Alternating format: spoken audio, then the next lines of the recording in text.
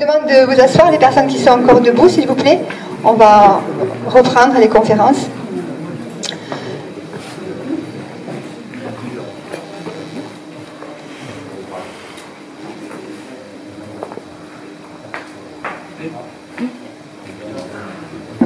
Alors nous allons reprendre ce cycle de conférences avec Luc Bichet, avec grand plaisir une deuxième fois.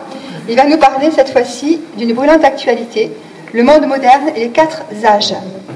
Comment utiliser la crise actuelle pour remettre l'être humain à sa juste place et redonner son sens au monde.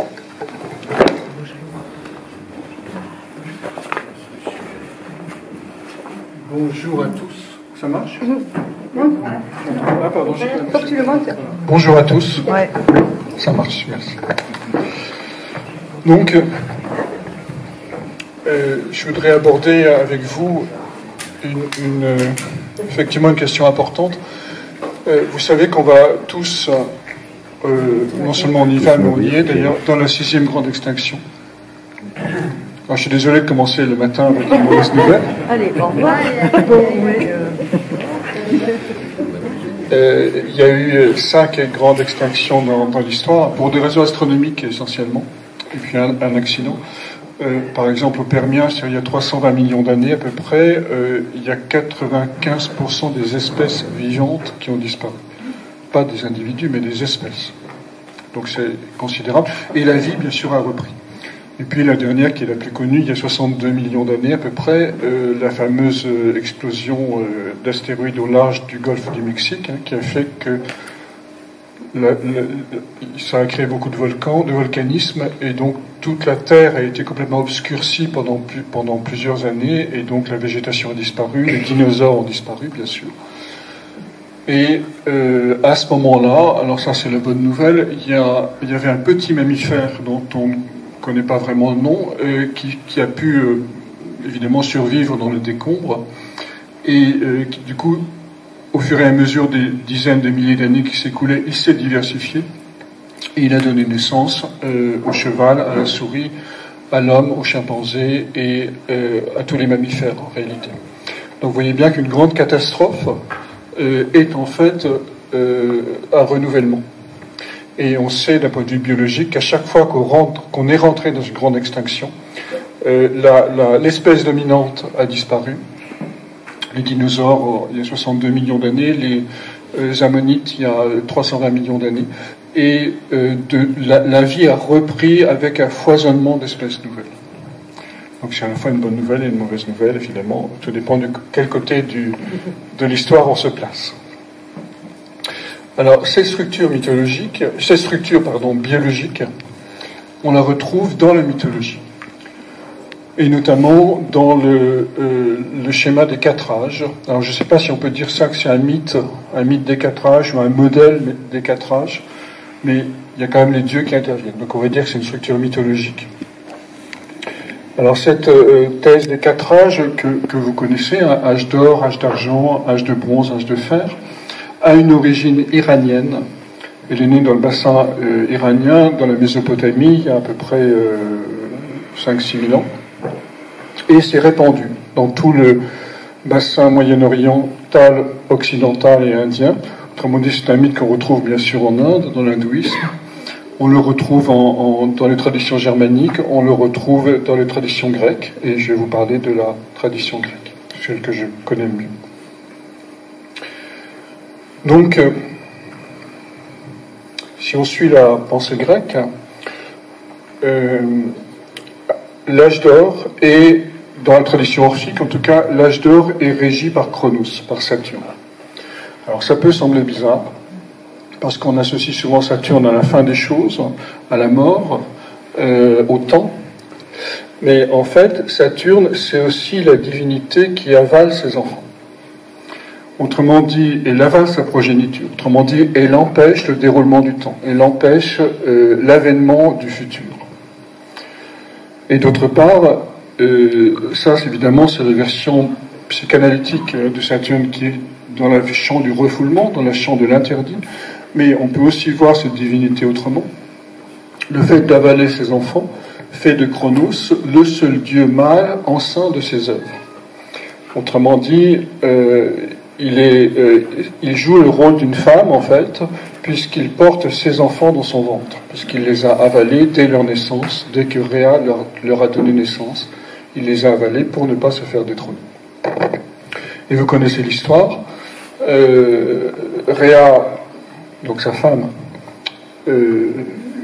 cache le dernier-né dans la forêt et le fait élever par une tribu dont j'ai oublié le nom. Et à la place, elle met une pierre dans les langes et Cronos avale la pierre sans même se rendre compte que ça n'a pas le bon goût des chairs fraîches qu'il trouve d'habitude. Donc dans son vaste ventre gisent ses enfants et à un moment Métis, ça veut dire la ruse en grec. Métis va lui faire boire un émétique, c'est-à-dire une boisson qui va le faire vomir, et il va régurgiter ses enfants par la bouche. Donc les enfants qui étaient sortis du ventre, par la voie normale chez sa titanide de femme, sont régurgités par la bouche du titan. Donc ici, symboliquement, on assiste à la deuxième naissance.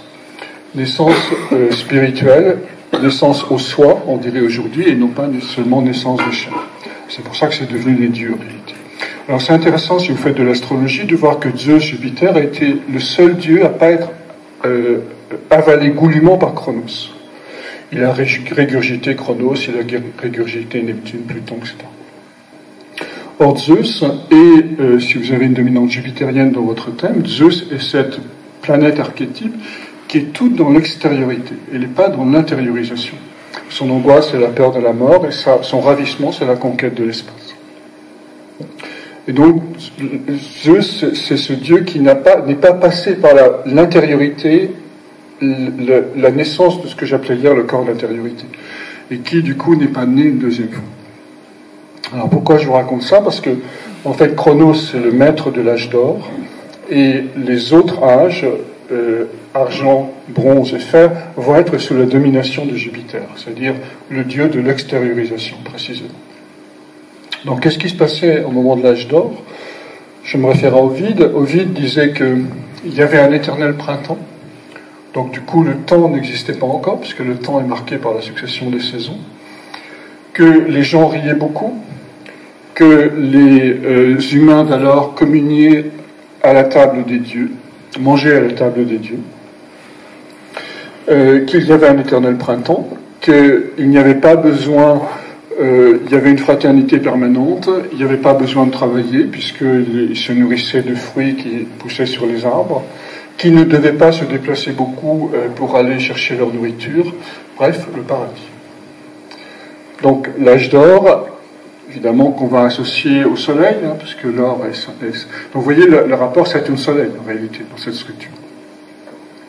Donc ces moments où l'humanité et dans la joie, et dans la fraternité, et dans l'échange, ne doit pas travailler.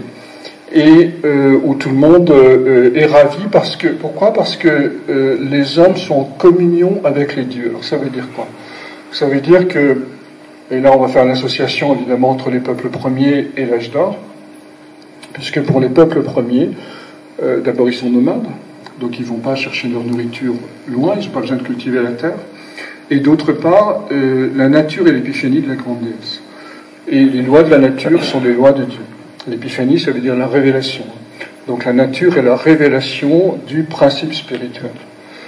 Donc dans ce monde-là, il y a une espèce de communion, d'osmose, entre les humains et le monde extérieur. Et ils sont également collés à leur mythe fondateur, c'est-à-dire dans les peuples premiers, alors, je vous en reparlerai en parlant de la notion de temps, qui est importante, mais chez les peuples premiers, c'est le retour cyclique toujours du même.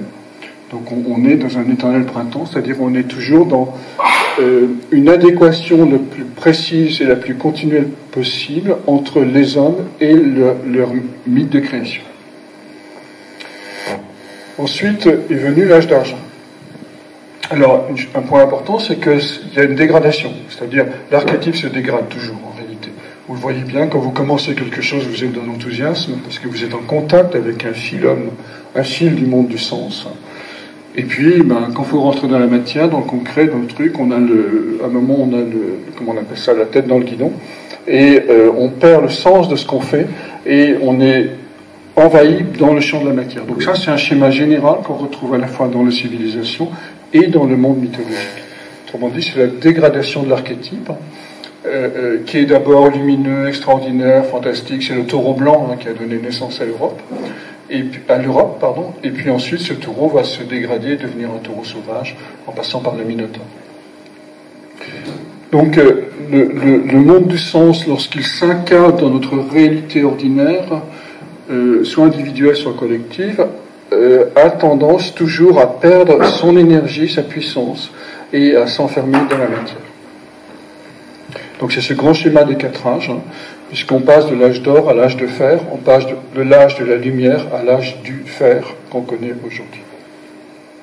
Donc l'âge d'argent, c'est quoi? C'est Zeus qui va prendre le pouvoir sur l'âge d'argent, donc on rentre dans l'extériorité, on n'est plus en communion avec le monde des dieux. On ne sait plus ce que c'est que la seconde naissance, on dirait en termes jungiens que le contact avec le soi est perdu, puisque la présence de soi au soi, c'est en réalité ça, la deuxième naissance. Et donc Zeus introduit les saisons, c'est-à-dire le rythme du temps. Et à ce moment-là, pour la première fois, nous dit Ovide, les hommes doivent chercher des branchages pour se mettre à l'abri et chercher, je vais vous donner une citation. C'est alors que pour la première fois, les hommes se réfugient dans des demeures, et ces demeures furent des grottes, des buissons touffus, des abris de branchages reliés par l'écorce. Pour la première fois, les semences d'ondes cérès furent enfouies dans les longs sillons, et le poids du joug fit frémir les jeunes taureaux. Hésiode ajoute ensuite que les hommes étaient mangeurs de pain, puis totalement soumis à leur mère, c'est-à-dire à la terre-mère. Ils n'osaient pas lui désobéir, étaient querelleurs et ignorants. Donc on est quasiment littéralement dans l'entrée dans le monde agriculture-élevage ici. C'est-à-dire la rue, si on le ramène évidemment à notre cycle de civilisation, c'est une analogie, c'est pas une chose précise. Parce que si vous regardez, parce que les hindous ont donné des temps à ces âges, ce qu'on appelle les Manvantara. Or, ces temps eux-mêmes dépassent l'âge de l'univers en réalité. Donc, c'est difficile de... Donc on ne peut faire qu'une analogie par rapport à notre cycle de civilisation, c'est-à-dire notre humanité en réalité. Mais quoi qu'il en soit, chaque âge est beaucoup plus court, l'âge qui suit est beaucoup plus court que l'âge qui précède. Juste pour vous donner une idée, nomade, chasse-cueillette, âge d'or, on peut dire il y a 100 000 ans à peu près, que l'humanité s'est organisée pour parcourir les grandes forêts et cueillir les baies.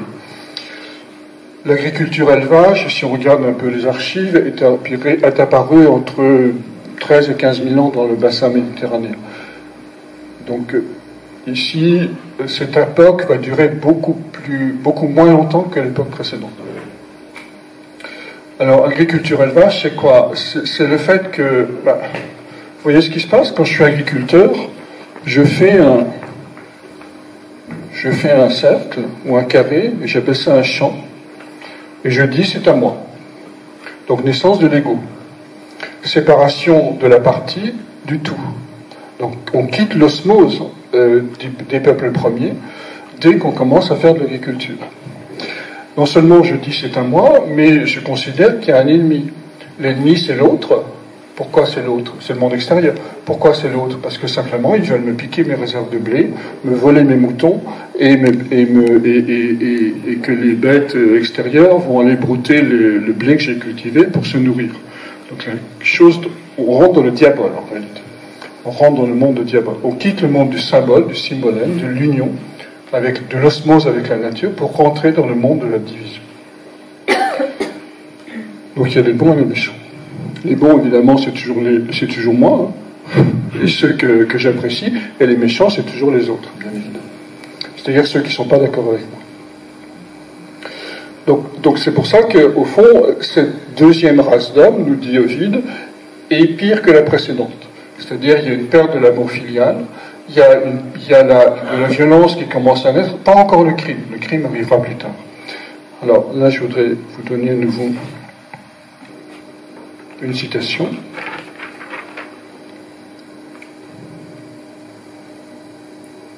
Oui, donc je viens de vous la lire en fait. Donc, pardon. Donc, la séparativité se met en place parce que les hommes se mettent dans des grottes et parce qu'ils construisent autour d'eux des espèces de cercles infranchissables et la possessivité, la possession se met en place. Donc on va associer cette période mythologique à une période historique qui est l'agriculture-élevage. De même qu'on avait associé l'âge d'or au nomadisme. Et puis vint un troisième âge, l'âge de bronze. Alors vous savez que le bronze, c'est un mélange d'étain et de cuivre. Donc c'est Jupiter-Vénus d'un point de vue astrologique, d'un point de vue symbolique. Alors que l'argent, c'était la Lune, et l'or, c'était le Soleil. Cette nouvelle race des hommes, nous dit le texte, n'est pas mieux réussie que la précédente, puisque les hommes commencent à vouloir construire des bateaux. La violence surgit de plus en plus, de manière de plus en plus importante. Et il y a une perte de l'amour filial, il y a une perte de la relation. On va associer cet âge à une grande période qui a bouleversé l'humanité, c'est-à-dire à partir des années 1760, c'est-à-dire la révolution industrielle, industrie-commerce. Autrement dit, ce qui est important à ce moment-là, c'est quoi? C'est l'espace, c'est le capital, c'est l'espace du vent, c'est l'exploitation de la planète. Donc vous voyez bien que la violence, par rapport aux éléments naturels et la terre-mère, s'accroît à nouveau. Il ne s'agit plus seulement de faire un champ et de dire voilà c'est à moi, alors que ça appartient à tout le monde, ça appartient à l'univers. Mais en plus, on fait des trous pour exploiter la terre, pour exploiter la nature. Et puis il va le quatrième âge, qui est l'âge du fer. Alors l'âge du fer, cette fois-ci, je vais vous redonner une citation d'Ovide, toujours dans la Métamorphose. Ce fut l'invasion dans un âge d'un pire métal de tout ce que représentent les dieux, la déroute de l'homme, de la franchise, de la loyauté. À leur place s'installèrent la tromperie, la ruse, le piège insidieux, le criminel appétit de la possession. Le navigateur ouvrait ses voiles au vent, sans bien les connaître. Pardon, je suis désolé.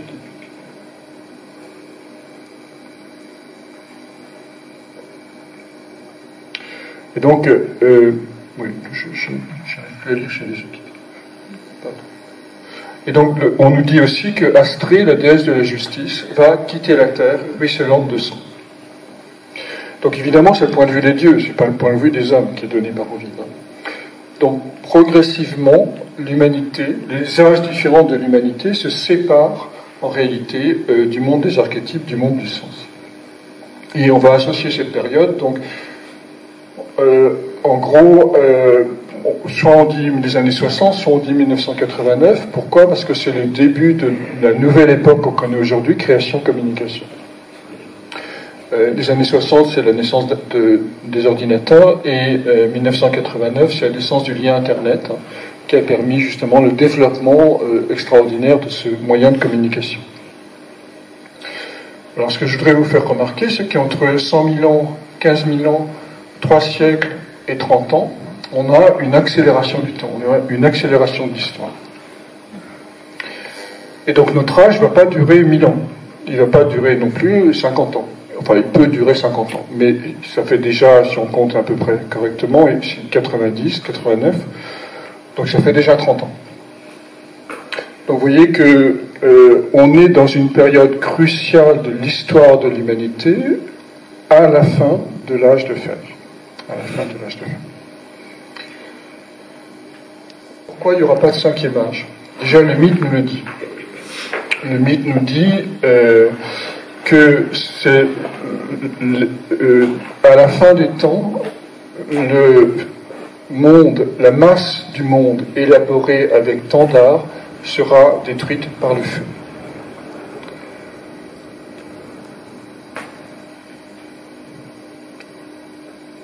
On a eu déjà le déluge, mais la destruction par l'eau est déjà ancienne dans notre histoire, puisque ça correspond à Noé, ou à deux Calions dans la mythologie grecque, à Noé de la Bible. Et ce fameux déluge, on le retrouve dans l'archéologie. Donc, si on regarde l'histoire de l'humanité, on voit que on est à un point crucial de transformation, donc on est à un moment de l'apocalypse, en d'autres termes.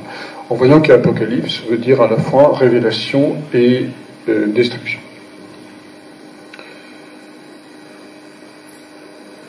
Qu'est-ce qui s'est passé au fil de ces années? Alors je vais quand même développer un petit peu le rapport au temps, parce que c'est un point important, pour essayer de comprendre ce qui se passe aujourd'hui. Les peuples premiers n'avaient qu'une obsession, c'est de ne pas entrer dans l'histoire. Autrement dit, comment on fait pour ne pas entrer dans l'histoire? On détruit la mémoire. Détruire la mémoire, ça veut dire quoi? Ça veut dire détruire les actes personnels qui ne se réfèrent pas à l'exemplarité de l'archétype. Autrement dit, évidemment, l'individualisme était banni. Et évidemment, il y a toujours des erreurs de parcours, il y a toujours des actes individuels. Et comment on faisait pour empêcher l'histoire de se mettre en route? On détruisait la mémoire, et pour réparer les erreurs du temps que la communauté a commises, on faisait à la fin de chaque année, puisque le temps cyclique à l'époque durait une année. En Perse, en Iran, il y avait cette fameuse fête du Nowruz, où il y avait des bouleversements des valeurs. L'esclave prenait la place du roi. Les licences sexuelles étaient autorisées. Toutes les valeurs de la communauté étaient renversées, et la communauté rentrait rituellement dans une phase de chaos.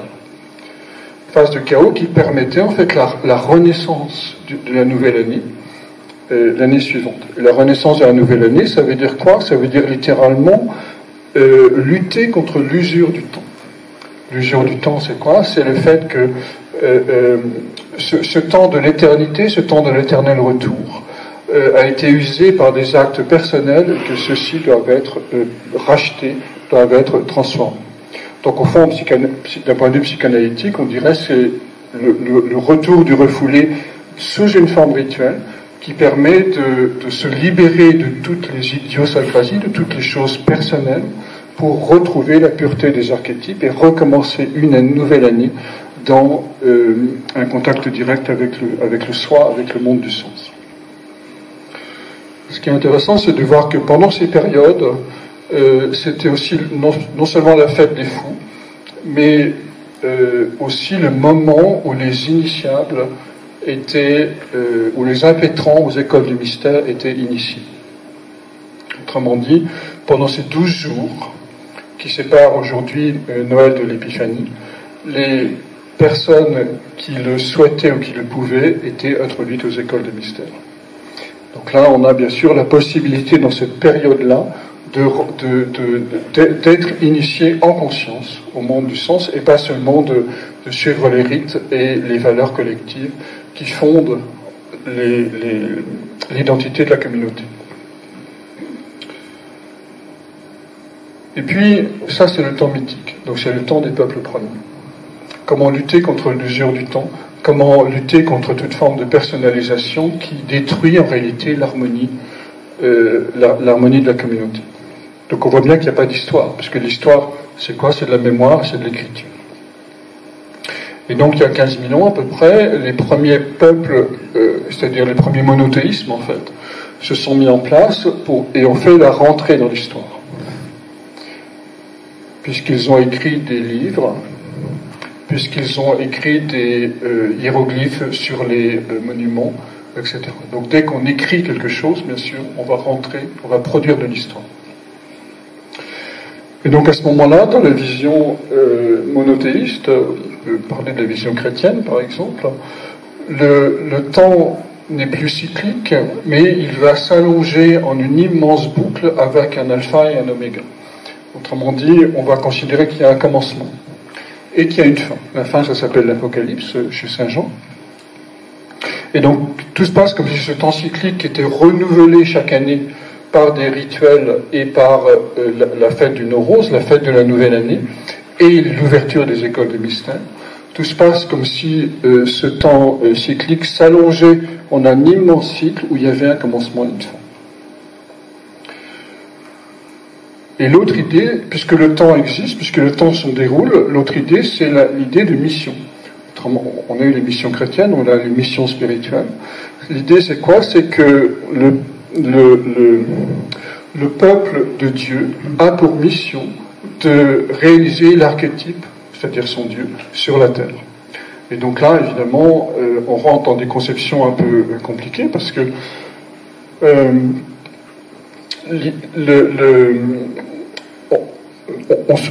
comment dirais-je, on va se projeter sur l'avenir et essayer de réaliser la volonté de Dieu sur la terre. Je vous parle de ça parce que ces 3 ou ces 4 temps que je vais évoquer existent encore aujourd'hui dans nos vies. On va voir pourquoi. Donc c'est Saint Augustin qui a beaucoup théorisé ça au 5e siècle de notre ère, comme quoi dans sa Cité de Dieu précisément. Et puis ensuite, avec le temps scientifique et l'industrie-commerce, donc 1760 à peu près, le temps a perdu son sens.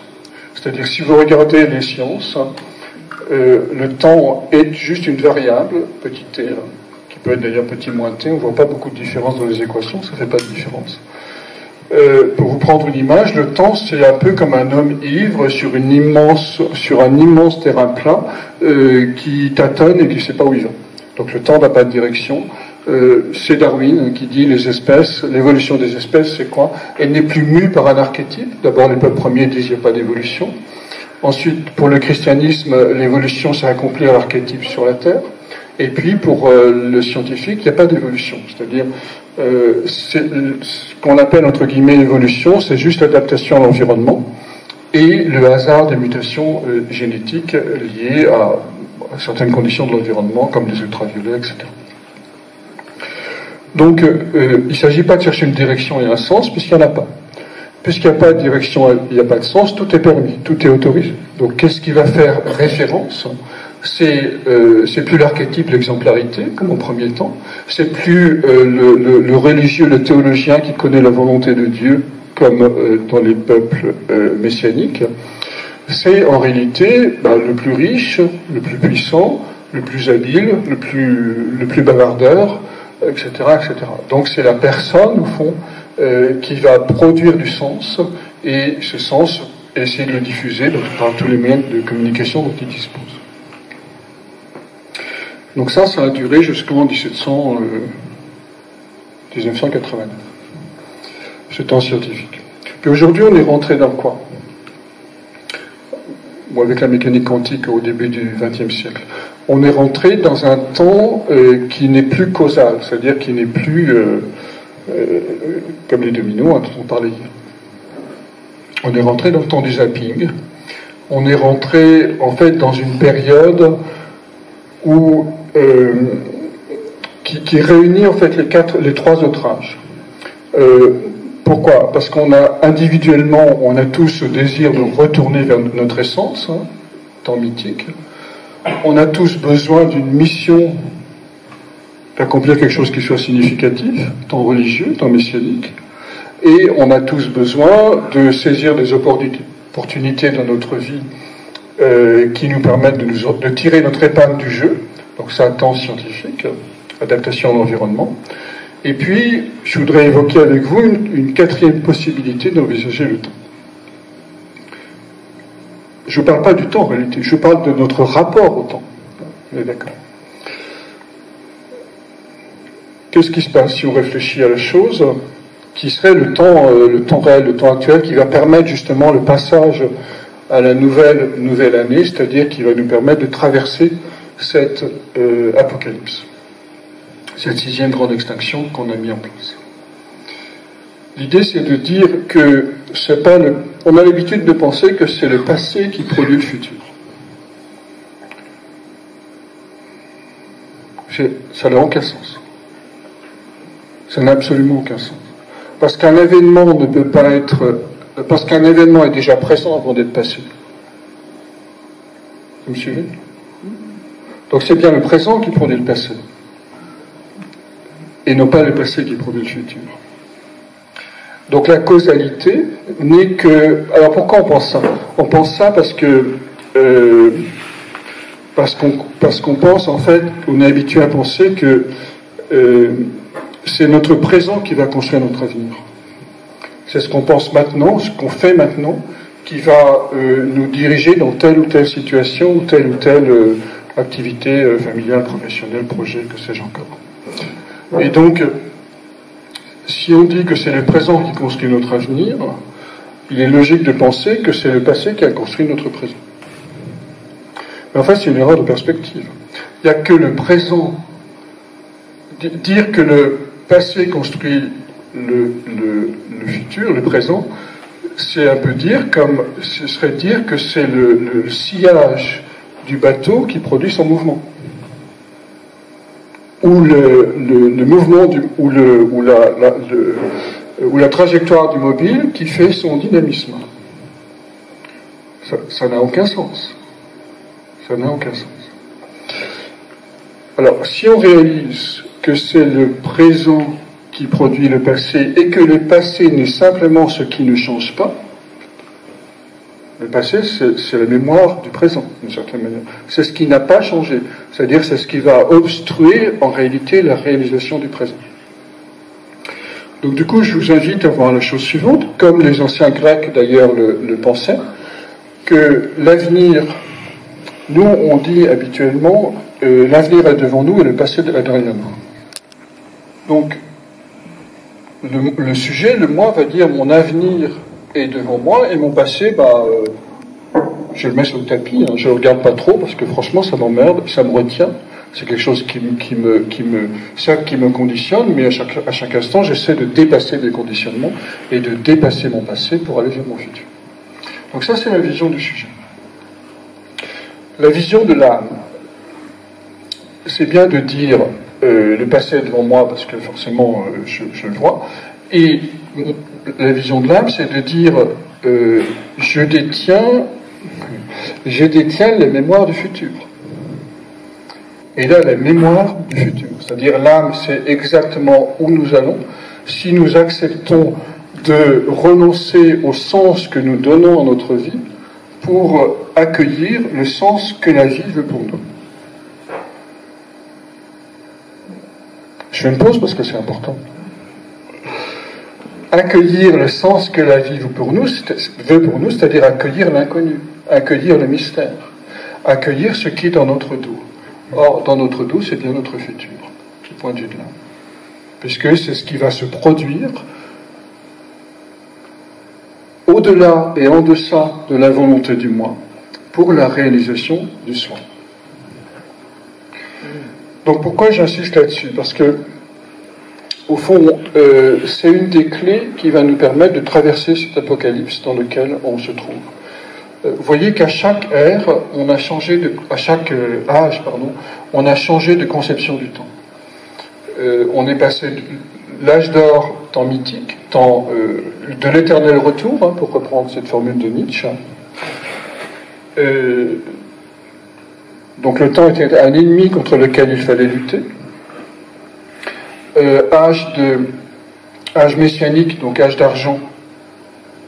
Le temps est un allié et l'ami de Dieu, si je puis dire, parce que c'est parce que je prends du temps et que je traverse des épreuves et que je suis fort et à l'écoute de la voix de Dieu, de la voix du mystère, que je peux accomplir sa volonté sur la terre.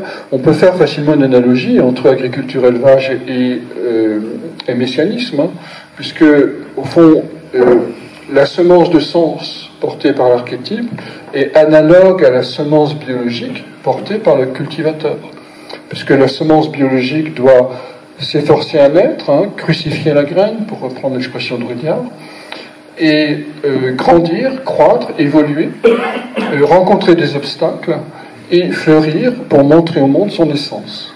C'est exactement la logique messianique, où le monde du sens, on doit le contacter, on doit avoir la foi, contacter la divinité, le faire grandir en soi, et entrer dans une dimension de partage messianique pour que chacun puisse sentir la fragrance de la présence du divin, tel qu'on le conçoit en tout cas, sur la terre. Donc on a une analogie parfaite entre la semence de sens et la semence d'esprit. Évidemment, avec le monde scientifique qui a donné naissance à la société technologique, donc troisième âge, âge de bronze, ce temps-là ne fonctionne plus. On a un temps scientifique, je l'évoquais tout à l'heure, qui est semblable à cet homme ivre qui avance mais qui ne sait pas où il va. Le temps n'a pas de direction ici. Le temps n'a pas de flèche. Et donc à ce moment-là, on est dans une espèce de no man's land où l'individu, avec ses idiosyncrasies, va prendre tout le pouvoir, son habileté, etc. Et puis, ce quatrième temps que j'évoque, qui permet de se reconnecter à l'archétype, c'est-à-dire en étant dans le présent du présent, mais individuellement cette fois-ci, et non pas collectivement. Donc vous voyez ce qui s'est passé, on a une croissance en liberté en réalité. La perte, le désenchantement du monde est concomitant à une croissance en liberté. Puisque à l'âge d'or, peuple premier, les gens étaient scotchés au mythe et l'exil du groupe était signe de mort. On ne peut pas survivre tout seul dans la grande forêt, c'est pas possible. À l'âge d'argent, agriculture, élevage, l'exil était une punition, mais on peut quand même survivre quelque part dans une île. À l'âge industrie-commerce, l'exil est une nécessité pour faire son trou. C'est-à-dire, il y a des gens, âge de bronze, il y a des gens qui vont en Amérique faire fortune, il y a des gens qui vont faire le tour du pôle, il y a des gens qui quittent leur famille, leur patrie, etc. pour s'exiler et s'enrichir.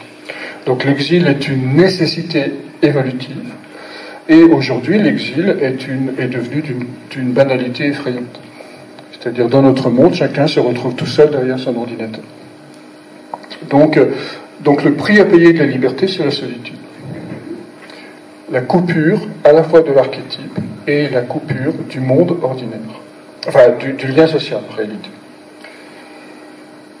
Je vais essayer de vous le formuler autrement, mais je dis toujours la même chose, mais sous des formes différentes. Mais en disant, puisque le confinement est à la mode. Vous avez remarqué. C'est pas une invention du président de la République, le confinement. Le confinement rentre dans un processus historique. Vous voyez que le nomade, lui, il est confiné à rien du tout. Il est dans sa grande forêt, de sa grande prairie, de sa grande nature, et il va où il veut. L'agriculteur, il va se confiner à l'intérieur de son champ. C'est-à-dire, il va se confiner à l'intérieur de l'ego, en réalité. Symboliquement, il a perdu la communion, l'osmose, avec à la fois le mythe fondateur et la grande nature, qui encore une fois est l'épiphanie de la grande déesse, dans cette logique. Donc le paysan se confine avec ses animaux et ses céréales dans son champ. Et puis, âge de bronze, industrie-commerce, qu'est-ce qui se passe? Les ouvriers vont rentrer dans les usines. Autrement dit, à nouveau, donc la nature va être réduite au jardin ouvrier, si vous voulez, et puis les gens vont rentrer dans les usines, c'est-à-dire on conserve quand même un peu de lien social du fait des syndicats, mais on se coupe de la lumière du jour.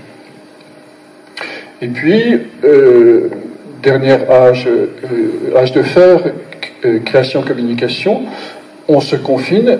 Je ne parle pas des événements politiques, mais on se confine derrière nos ordinateurs, derrière nos écrans, dans notre bureau. Et la nature, c'est le pot de fleurs qui est posé sur le bureau. Donc, qu'est-ce qui se passe? Il se passe qu'on se coupe de plus en plus du monde extérieur, à la fois dans sa dimension métaphysique et sa dimension physique et biologique, pour rentrer, alors derrière un écran. Alors ça, c'est l'ambivalence, c'est le mystère de l'écran. L'écran, c'est un écran. C'est-à-dire c'est une truc là, qui nous empêche de... Mais c'est aussi un miroir magique. Donc l'écran, ça va... Alors après, si on continue l'histoire, vous voyez qu'on ne peut pas aller plus loin. Alors, vous allez me dire, on peut toujours faire pire, ça c'est vrai. Mais en tout cas, c'est difficile d'imaginer qu'on aille plus loin dans le confinement. Donc, la première chose que je voulais évoquer, c'est le fait que le confinement est une loi historique. C'est pas un accident de l'histoire. L'accident de l'histoire, c'est qu'aujourd'hui, on a confiné les gens bien portants au lieu de confiner les gens malades comme on le faisait avant. Mais ça, c'est un autre problème. Donc, le fait qu'on se retrouve de plus en plus isolé en tant qu'individu est le signe de retournement. Donc, la question qu'on va se poser, c'est est-ce qu'on est dans l'isolement ou est-ce qu'on est dans la solitude? Alors, j'ai pas de paperboard, c'est dommage, sinon je vous aurais écrit solitude en langue des oiseaux, mais on va essayer de le faire quand même. Vous avez sol, donc le soleil, I, la ligne tertielle, donc la ligne de la transcendance, tu, TU, comme tu es, hein, D apostrophe, grand E. Donc le E, c'est la 5e lettre de l'alphabet, A, B, C, D, E. 5e signe, le signe astrologique du lion. Et que fait le E dans la symbolique des lettres? C'est une ligne verticale qui relie 3 lignes horizontales. Donc c'est quelqu'un qui est dans son axe vertical et qui réunit les plans physiques, émotionnels, mentaux. Donc c'est la personnalité entière, c'est la personnalité affirmée. Donc le E, c'est l'affirmation du moi, c'est la réalisation du moi, en analogie aussi avec, bien sûr, le signe du lion. Donc je reviens à ma solitude. Le soleil, le sol, qui met en contact avec la transcendance parce qu'il tue tout ce qui vient du E de la personnalité. Donc vous voyez que le sens de la solitude, c'est de nous permettre de renoncer au moi et à ses images, qui sont d'ailleurs en permanence valorisées par les miroirs que les autres nous renvoient. Donc là, s'il n'y a plus de miroir, on se retrouve face à soi-même.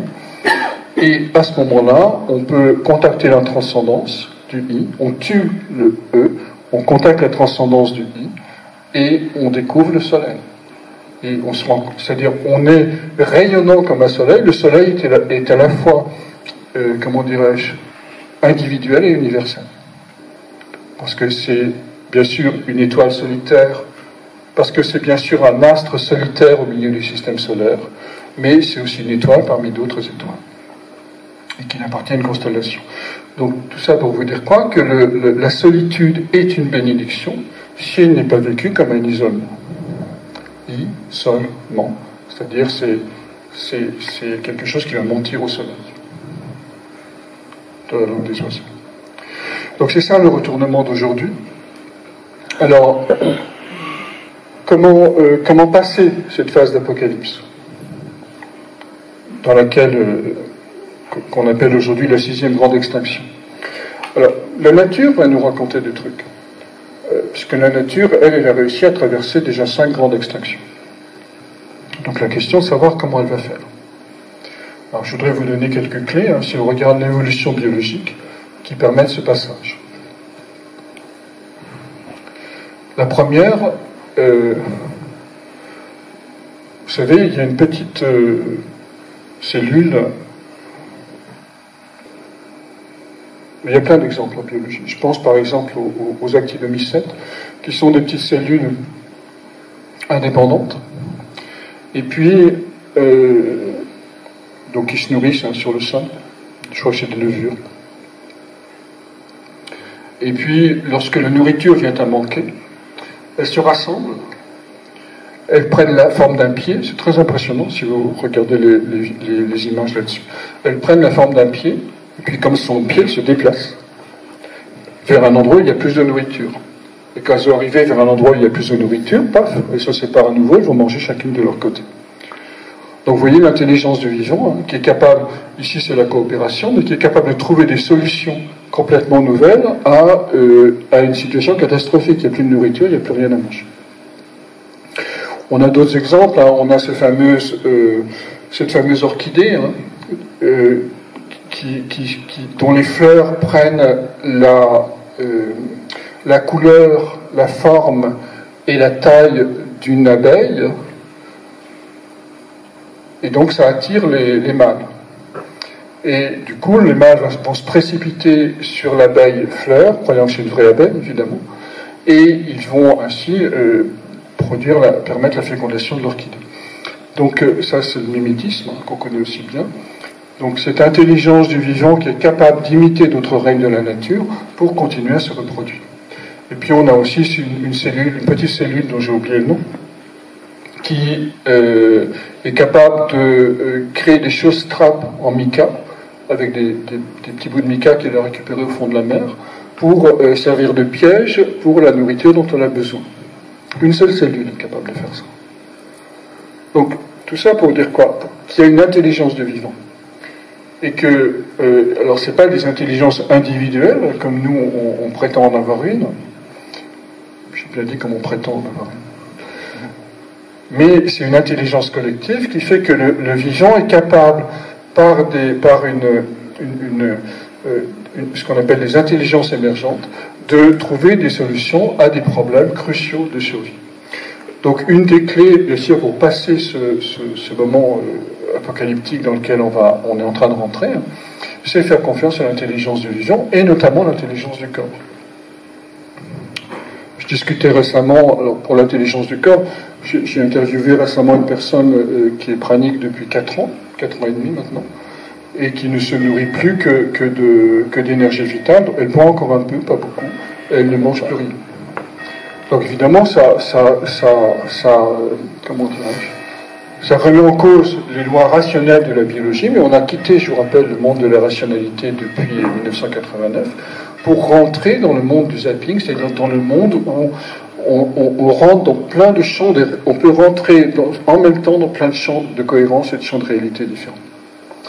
Donc la question, c'est pas de dire le prana c'est impossible, la question c'est de dire mes conditionnements scientifiques, logiques, cartésiens, c'est ça qui rend impossible le prana. Parce que c'est l'ancien monde. Alors il paraît qu'il y a 5000 personnes qui font ça. Voilà. Donc je suis en train de mener une petite enquête sur le sujet.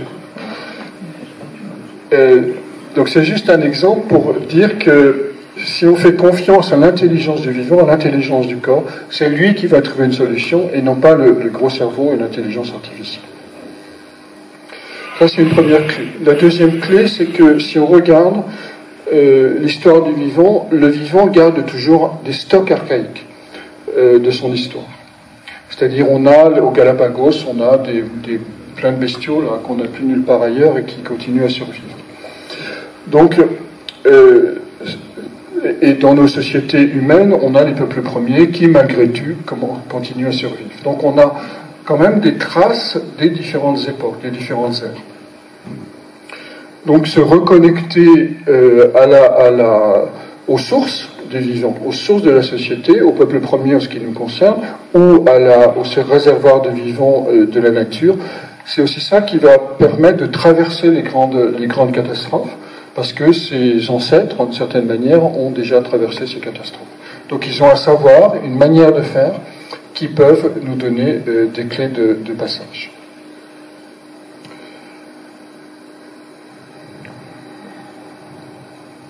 Alors,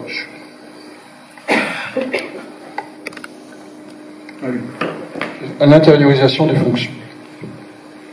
Si vous regardez la biologie,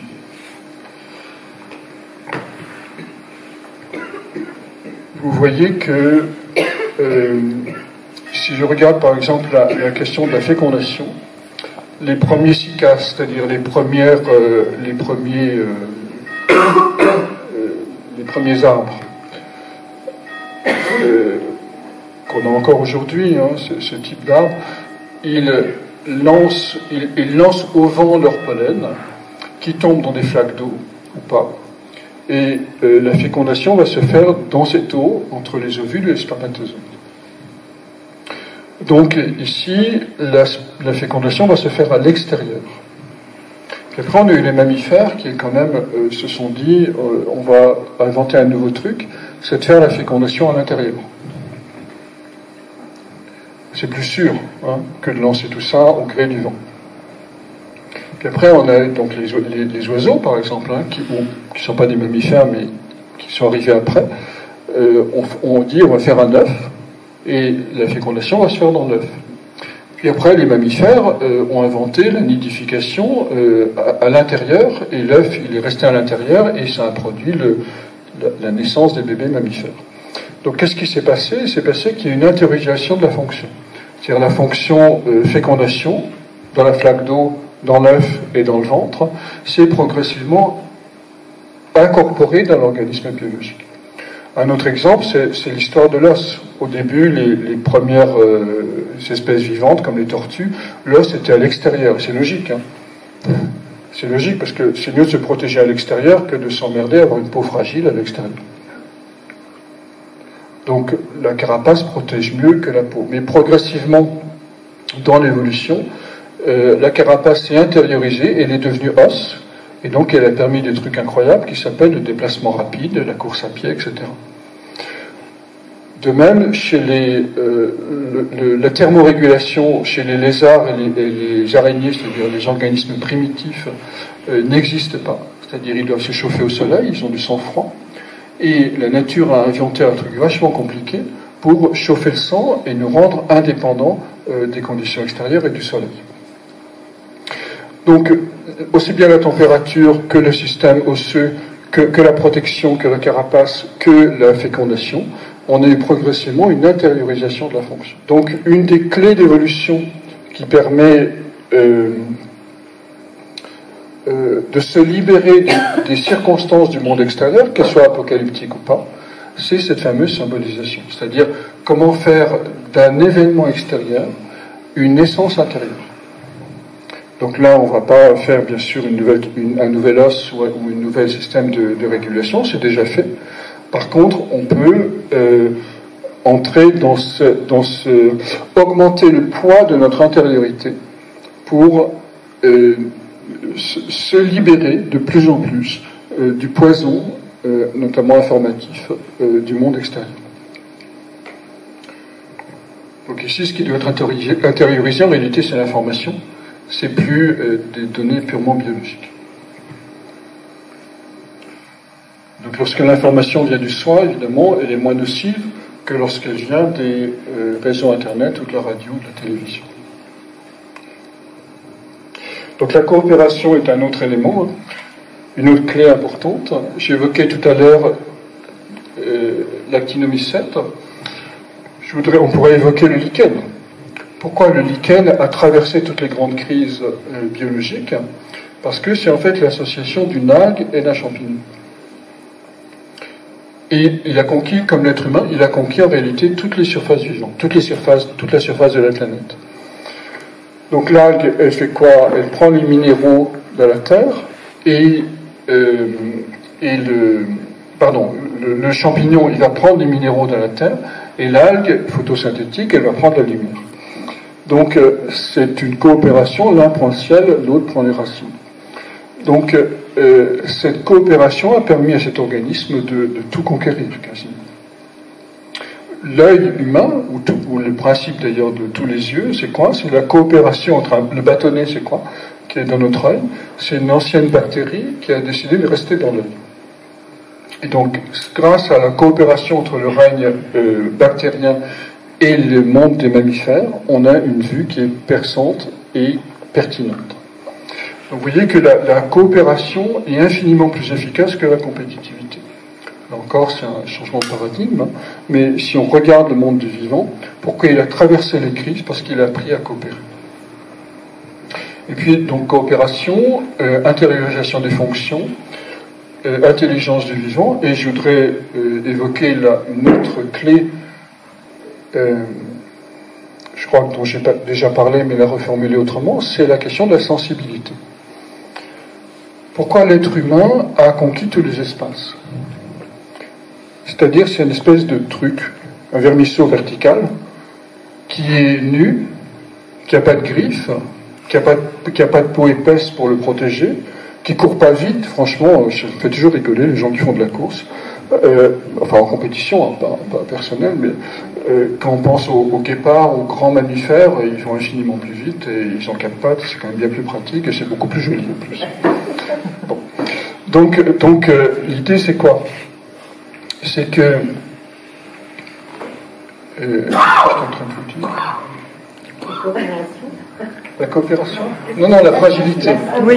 L'être humain est nu, n'a pas de griffes, il court pas vite, il n'a pas de système de défense, il ne sait pas comme le requin mordre ce qui arrive, ou comme le poisson électrique lancer des décharges aux autres, etc. Donc il est d'une fragilité incroyable.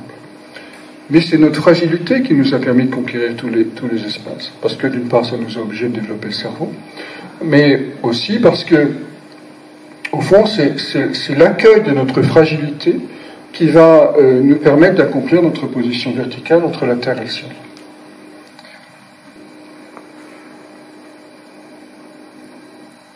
C'est-à-dire, c'est rentrer dans sa vulnérabilité qui nous permet d'être fécondés par l'archétype.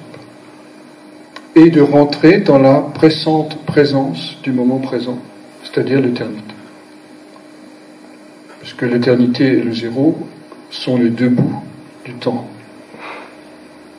Donc si on est dans le zéro du temps, on rentre en contact avec l'éternité, et c'est justement parce qu'on est fragile, alors je ne parle pas physiquement, si je parle psychiquement, que la fécondation peut se produire. Les mythes nous le disent. Hercule, le plus grand héros de la mythologie grecque, et d'une part, tous les héros sont les fruits de la naissance, de la fécondation d'une femme par un dieu. Donc du féminin dans sa fragilité, dans sa réceptivité, par un dieu, c'est la puissance d'un archétype. Et Hercule, le plus grand des héros, sa mère s'appelle Alcmène, qui veut dire de la puissance de la lune. Donc c'est parce qu'elle était hyper lunaire, c'est-à-dire hyper dans la sensibilité, que Zeus a pu la féconder et donner naissance à Hercule, qui est le surnom emblématique, qui a conquis l'immortalité. Donc vous voyez que la fragilité est le point de départ de l'aventure héroïque. Et donc le point de départ de toute transformation signifiante. Donc en ces moments où le monde se transforme, bien sûr, la nature va nous rappeler notre nature humaine, et nous reposer cette question: comment est-ce que tu utilises et reconnais ta fragilité pour faire un pas de plus dans ta propre ontologie, c'est-à-dire pour aller un peu plus vers ton essence. Et donc aujourd'hui, évidemment, on fait les choses à l'envers. On dit aux personnes: il faut être fort, il faut être concurrent, il faut vaincre les autres, etc. Mais enfin, si on avait des griffes et une bonne carapace bien tannée, ça se verrait sur notre corps. Moi, j'ai jamais compris pourquoi on devait faire plein de choses avec la main. Parce que la main, au fond, elle est d'une fragilité incroyable. Donc elle n'est pas faite pour creuser des trous, tenir une pioche, etc. Elle est faite pour bénir. Elle est faite pour bénir. C'est-à-dire, elle est faite pour transmettre l'énergie du cœur. La main est la prolongation du cœur. Donc voilà, donc il faut réfléchir en réalité à la nature humaine pour essayer de passer ce grand moment de transformation qui est devant nous. Je crois que j'avais une dernière clé à vous proposer. Oui, celle-là, je l'ai évoquée à plusieurs reprises, mais c'est la notion de liberté. Si on regarde l'évolution depuis l'âge d'or, c'est-à-dire le monde du peuple premier jusqu'à aujourd'hui, on s'est coupé de l'archétype, mais on est dans une liberté croissante. Les peuples premiers étaient scotchés à l'archétype, c'est-à-dire ils n'avaient aucun choix. Les fêtes du Nouveau, les fêtes du Nouvel An qui ont donné le carnaval, c'est des fêtes où l'individu, la différence est un péché, la nouveauté est un péché, et il faut détruire la nouveauté. Il faut être très clair là-dessus. La nouveauté, c'est une horreur. Vous êtes d'accord? Parce que ça coupe du mythe fondateur de la tribu, et du coup, après, c'est du gros n'importe quoi. Chacun fait que ce qu'il veut et que ce qu'il pense, et c'est le foutoir, quoi. Bon. Donc, dans les peuples premiers, la différence est un péché. Donc, la liberté est un péché. Dans les peuples messianiques, qui sont arrivés à partir de 13-15 000 ans avant notre ère, notre seule liberté, c'est de bien interpréter la parole de Dieu, ou les évangiles, ou la Bible, ou le Torah, ce que vous voulez, peu importe. Mais notre seule liberté, c'est de nous tromper. C'est-à-dire, je comprends mal la parole de Dieu, donc du coup, je vais mal l'appliquer, donc du coup, je vais pécher, je vais me tromper. Donc on rentre bien sûr dans cette thématique du bien et du mal, que j'ai évoquée par rapport à l'agriculture et l'agriculture. Mais j'ai quand même une liberté. Avec le monde scientifique, les seules limites de la liberté, c'est l'ignorance des lois. C'est-à-dire, je vais le formuler autrement, c'est la connaissance des lois qui rend libre. Des lois physiques, des lois de la nature. Parce que je connais les lois de la physique, je peux construire un barrage sans qu'il s'écroule, ou je peux faire de l'électricité parce que je connais ce que c'est que la résistivité, les fameuses constantes électriques, etc. Donc c'est la connaissance de la loi qui rend libre. Mais je suis quand même limité, au fond, par ces lois-là. Mais vous voyez qu'il y a quand même une explosion, en réalité, de la liberté. Et puis, dans l'ère dans lequel on se trouve, on n'est même plus limité par les lois de la physique. Parce qu'on est en train de construire le métaverse, où on peut très bien marcher sur la tête et ça ne gênera personne. Donc on va rentrer dans un monde, on est en train de rentrer dans un monde où tout est possible, qui défie même les lois de la physique. Alors un mot sur ce fameux métaverse. Comme toujours, c'est une chose et son contraire. La version ombre, c'est que c'est en fait une méta-réalité, c'est-à-dire c'est une Maya 2.0. Vous savez qu'on vit dans le monde de l'illusion parce que la conscience est attachée à toutes les formes, etc. Mais on est en train de créer une Maya 2.0, c'est-à-dire une espèce de grand monde illusoire dans lequel la conscience peut se perdre. Donc ça, c'est la version ombre du miroir magique que j'évoquais tout à l'heure. On le disait, magie et image sont en miroir, forment un anagramme. Mais vous avez un autre mot qui est intéressant, qui est information. Information, c'est ce qui informer, information. C'est ce qui est dans la forme. Donc l'information, une forme est une information. C'est le fondement de la pensée symbolique. Dès que vous voyez une forme, vous voyez ce qui transparaît derrière ce qui paraît.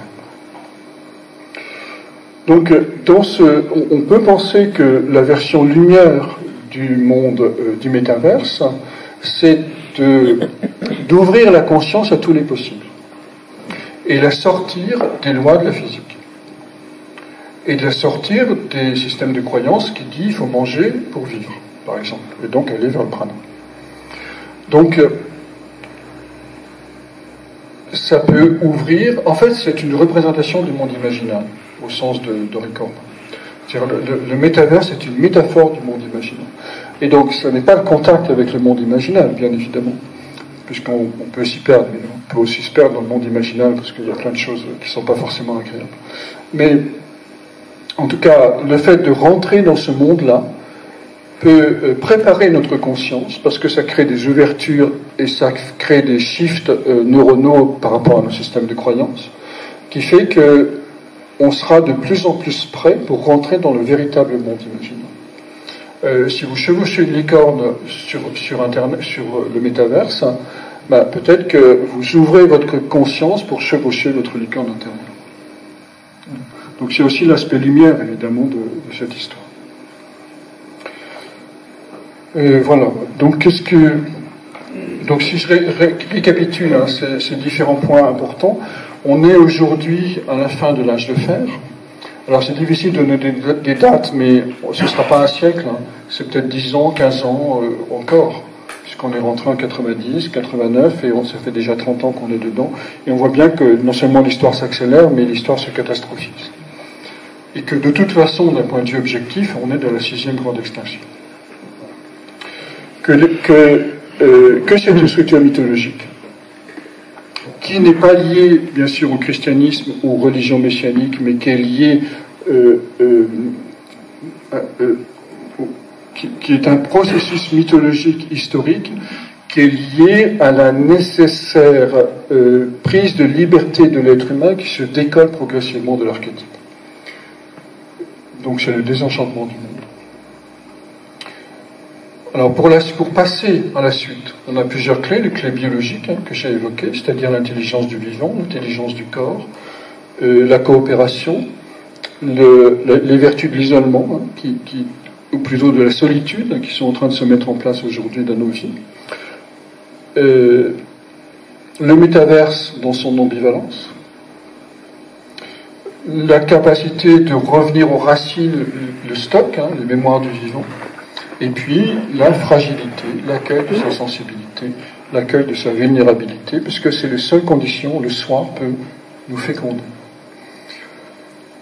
Et ensuite, évidemment, ce point un peu essentiel qui est un petit peu le fil directeur de tout cet exposé. Nous sommes aujourd'hui dans une période de crise, ça on s'en rend compte, mais ce n'est pas une crise économique, ça n'est même pas une crise historique que l'on peut comparer à la chute de l'Empire romain, c'est une crise ontologique qui nous amène à une nouvelle naissance, d'aller vers un nouvel homme, vers une nouvelle humanité, en changeant profondément notre nature humaine. Alors cette thématique du nouvel homme, là on ne peut pas la développer, mais vous voyez qu'elle est dans l'air depuis le début du XXe siècle, puisque le transhumanisme américain est né à ce moment-là, le transhumanisme russe, qui est un peu différent, avec qu'on appelle le cosmisme en fait, est aussi né dans les années 1894, donc fin 19e, début 20e, et puis on a eu la mécanique quantique qui évidemment révolutionne notre conception du monde, mais on a eu surtout le nazisme, le surhomme nazi prophétisé par Nietzsche, mais il faut faire attention parce que Nietzsche était un nazi, tout ça c'est un peu compliqué, mais peu importe. En tout cas, l'idée de surhomme est née concrètement avec le nazisme, et il s'est confronté à un autre peuple qui est le peuple juif, qui se considère lui aussi comme un peuple élu. Et enfin, le monde soviétique a cherché à construire le monde nouveau. Et aujourd'hui, le transhumanisme, né à peu près à cette même époque, cherche à construire aussi un homme nouveau. Alors, le nazisme par la guerre, le transhumanisme par la technologie, le communisme par la rééducation psychologique, et enfin, en 1932, chez Robindo, publie un petit ouvrage qui s'appelle The Superman, et qui montrait comment l'individu pouvait se transformer par la descente du supramental jusque dans la plus fine pointe de ses cellules. Donc on peut choisir notre manière d'aller vers le surhomme. Mais en tout cas, cette idée de l'homme après l'homme, pour reprendre l'expression de Saprem, est dans l'air du temps. Et probablement que nous sommes dans une grande crise ontologique qui va nous amener alors soit vers un nouvel âge d'or, soit en tout cas vers une transformation profonde de notre nature humaine. Voilà, je vous remercie.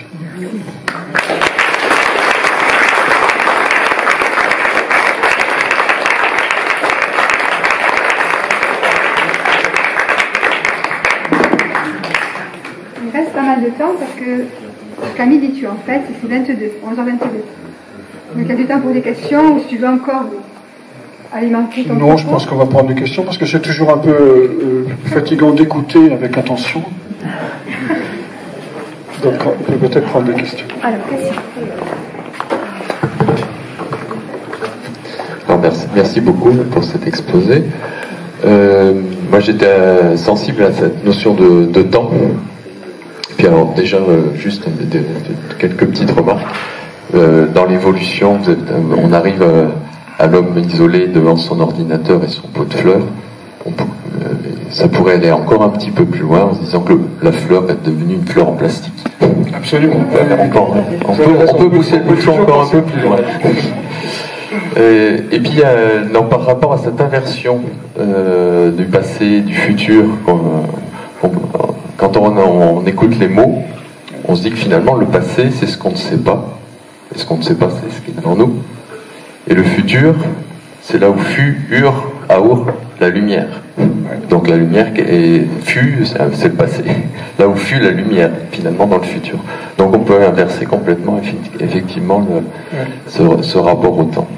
Mais je vous invite à voir ça pas seulement d'une manière intellectuelle. C'est-à-dire, ça c'est le troisième travail d'Hercule, lorsqu'Hercule a capturé le sanglier d'Érimonde. On sait dans la mythologie que, donc il y a eu 12 travaux, qu'Hercule est donc monté au sommet de la montagne, il est arrivé dans la neige, et il a creusé un trou, il a poussé un grand cri, et le sanglier est descendu. Alors on nous dit textuellement que le sanglier c'est la métaphore du soleil, c'est la métamorphose du soleil. Et donc pour le ramener dans la vallée, il l'a mis sur son dos. Donc il a mis le soleil sur son dos, et ce troisième travail est le travail où ensuite il va aller travailler avec les Argonautes. Donc il va comprendre la mission de son existence, pour travailler avec un collectif qui va chercher la toison d'or. Bon, ça ne va pas durer longtemps parce que Hercule est un fichu individualiste, mais symboliquement c'est intéressant. C'est-à-dire, je vous invite à sentir la présence du soleil derrière votre dos et à vous ouvrir au souffle de l'esprit qui va guider les destinées de chacun. C'est pas une posture métaphysique, c'est une posture intérieure aussi. C'est aller dans la présence, donc oui. Vous l'avez évoqué. Oui. Et justement, moi je travaille sur ce qu'on appelle la primosophie, donc c'est une guématrie qui utilise les nombres premiers. Oui. Là c'est la sagesse du 1, primosophia. Oui. Et on va aller rechercher cette unité, et dans ce décodage, il se trouve que le mot la présence totalise, donc les mots deviennent des nombres. La présence c'est le 264 qui va représenter aussi l'alignement et le recentrage. Oui. Et qui nous dit en nous. Oui. Donc tout est là. C'est effectivement de se remettre en nous, de s'aligner sur la source qui nous dit aussi le zéro. Vous voyez, donc tout est indiqué déjà dans notre langage.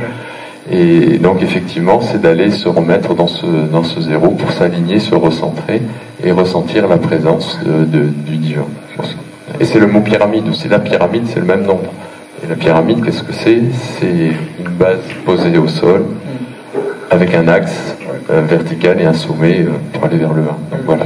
Ce qui est magique, c'est que quand on commence à regarder les symboles, il y a c'est des faisceaux d'informations, quelles que soient les approches qu'on a, qui donnent un sens commun en réalité. Donc l'univers est bavard. Il est incroyablement bavard, simplement il ne s'exprime pas par la parole. Je voulais vous poser une question, parce que par la vision astrologique des 4 âges de l'humanité, en fait, ils prennent, avec la précession de la roue la précession des équinoxes, on a à peu près 24 000 ans à peu près par âge, ce qui nous donnerait, c'est 2000 ans par ère, comme l'ère du poisson qui a duré 2000 ans, donc on multiplie par 12, ça nous donne à peu près 24 000 ans. Ce qui ferait que l'âge de fer aurait déjà commencé par 24 000 ans. Alors, je pense que, en fait, je crois que dans chaque âge, il y a les 4 âges qui se répètent d'une autre manière. Donc, ce qui explique parfaitement la chronologie que vous avez donnée. C'est pas une critique, au contraire.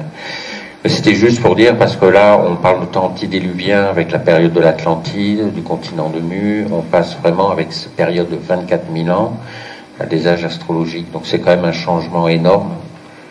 Je pense, voilà. C'est aussi une question, par rapport au temps que vous donnez. Et en fait, quelque chose m'a dit, mais il y a dans chaque âge, les 4 âges, je répète.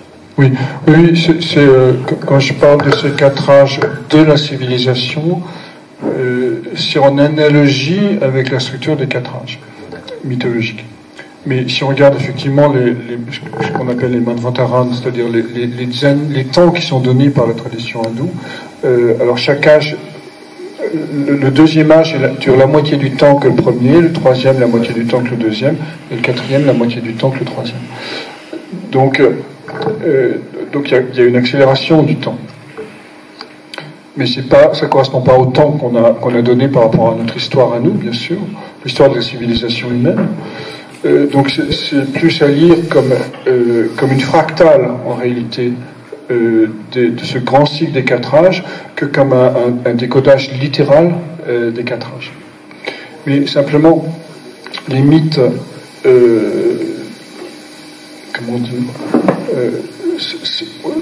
on peut aussi associer, les mythes permettent une lecture à différents niveaux.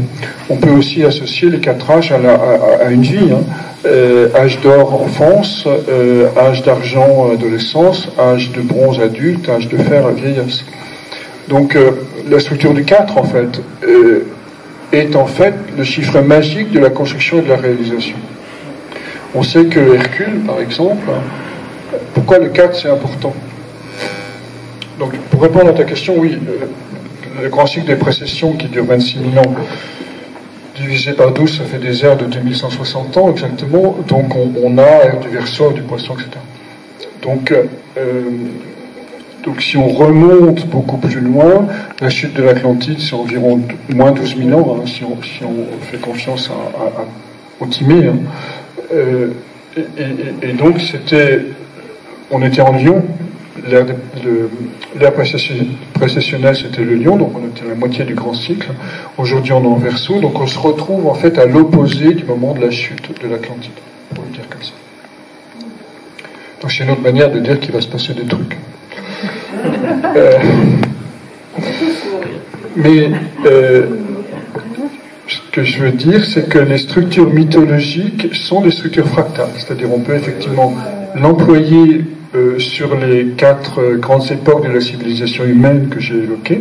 On peut l'employer sur la vie humaine naturellement, simplement parce que le 4 est un chiffre symbolique. C'est-à-dire, si vous dessinez un 4, hein, vous avez la croix, un 4 d'imprimerie, hein, vous avez la croix, et vous avez une ligne qui relie la partie gauche avec le sommet de la ligne verticale. Donc la croix, c'est quoi? C'est l'incarnation de l'espace et le temps, la ligne verticale du temps, la ligne horizontale de l'espace, reliée par cette ligne d'évolution qui passe du passé vers le point de transcendance, vers le point du ciel. Donc pourquoi le 4? C'est pas seulement la pierre cubique hein, des maçons, c'est le chiffre d'Hercule. Hercule a créé les Jeux Olympiques, qui se reproduisent tous les 4 ans. Il faisait 1m72, ça c'est pas très important, mais 4 toises en grec. Il a à un certain moment fécondé 51 filles, les filles de Thespios. Alors 51, c'est le nombre de lunaisons qui s'épanouissent pendant 4 années. Il est mort à 52 ans, qui est un multiple de 4. Et il a fait bien sûr les 12 travaux, qui est un multiple de 4. Donc, le chiffre 4, et il est né à 4, nous dit-on aussi dans le texte, et les poètes grecs disaient, ceux qui sont nés à 4 n'ont pas de chance parce qu'ils trimeront toute leur vie. Donc, vous voyez que le 4 est le chiffre de l'incarnation de l'esprit de la matière. Le 4, c'est le labeur qui va permettre de manifester l'archétype. Et en faisant ces 12 travaux, Hercule a 4 x 3 a manifesté le 4 sur les 3 plans, physique, émotionnel, mental, et il a fini sa vie, devinez quoi, comme portier dans l'Olympe. Alors c'est un beau symbole de finir comme portier dans l'Olympe, parce qu'il est capable d'ouvrir la porte aux dieux, c'est-à-dire à la descente des archétypes, et de la fermer si ça ne lui plaît pas. Donc, c'est cette capacité qu'a l'être humain, réalisée, nous dit le texte, puisque déjà dans le 10e travail, on nous dit c'est le travail ultime que l'être humain peut accomplir, c'est la réalisation de la totalité de la nature humaine. Donc la totalité de la nature humaine, c'est cette capacité d'ouvrir ou de fermer la porte à la présence du monde des dieux. Et donc, on est à la fois dans la liberté d'ouvrir la porte et dans le contact avec le monde des archétypes, c'est-à-dire avec les mythes fondateurs que les peuples premiers, bien sûr, connaissaient, mais ils étaient scotchés à lui. Donc vous voyez ce que nous promet en réalité le nouvel âge d'or, ou le nouvel âge en tout cas, même s'il y aura beaucoup de difficultés pour y arriver, c'est cette capacité, cette liberté humaine de créer une nouvelle alliance avec le monde du sens, comme Hercule a fait lorsqu'il a fini son parcours des 12 travaux.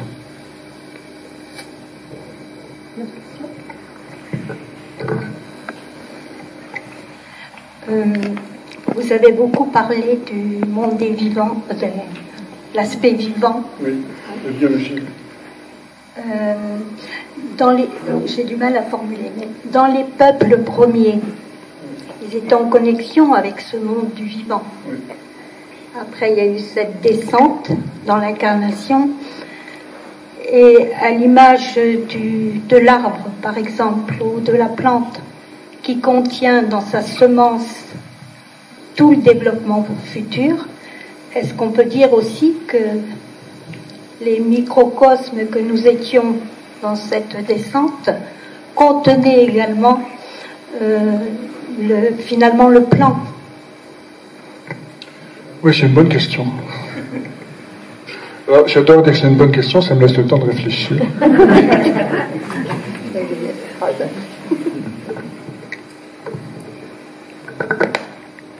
D'un point de vue symbolique et biologique d'ailleurs, toute l'information est déjà là. On possède déjà toute l'information. Alors, je dis pourquoi d'un point de vue symbolique? Parce que si vous regardez par exemple ce qui s'est passé, je sais pas, vous avez rencontré quelqu'un, vous êtes tombé amoureux, ce qui se passe, vous avez lancé un projet et puis vous regardez, etc. Donc vous regardez l'environnement, qu'est-ce qui s'est passé à ce moment-là, en analysez les lectures symboliques. Toute l'information du projet est déjà présentée sous forme symbolique au moment de la première rencontre, du premier acte. Puisque le symbole va se déployer effectivement comme une semence de sens, hein, c'est-à-dire il contient toute l'information dès le départ, comme une semence de chêne, et puis le chêne va progressivement se déployer en manifestant la semence, c'est-à-dire le potentiel qui était à l'origine dans la rencontre, dans le projet, etc. Après, donc pour répondre à votre question, c'est oui. Mais comment dire, c'est pas parce qu'on a la connaissance infuse, c'est-à-dire qu'on a cette conscience profonde de ce qui doit être, de notre vérité intérieure, on va dire, que celle-ci se manifeste facilement dans le monde. Ça, c'est tout le drame de la licorne, hein, dans la mythologie. La licorne qui dit à parce qu'elle a son troisième œil là, bien ouvert avec sa corne. En fait, elle a... Ouais.